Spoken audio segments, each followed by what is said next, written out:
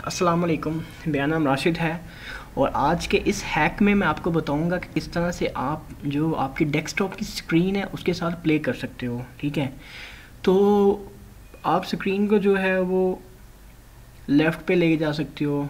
ठीक है, उसे डाउन कर सकते हो, राइट लेफ़्ट कर सकते हो। ठीक है, और जिसको नहीं पता वो तो बिल्कुल जो है वो एक दफ़ा ब्लैंक हो जाएगा कि ये क्या हो गया मेरे डेस्कटॉप की स्क्रीन के साथ।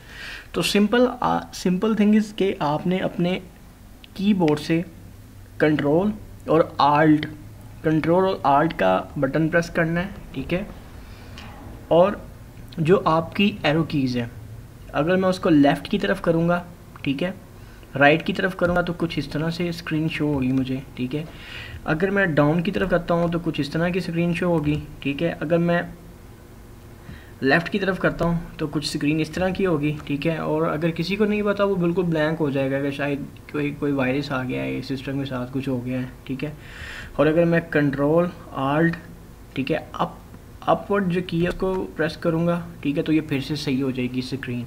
तो ये तरीकाकार है जिसके ज़रिए आप अपनी स्क्रीन के साथ, अपने डेस्कटॉप के साथ प्ले कर सकते हो और किसी को तंग कर सकते हो। तो ठीक है, फिर इससे नेक्स्ट जो है वो किसी और हैक पे बात करेंगे। शुक्रिया आपके टाइम का, थैंक यू सो मच।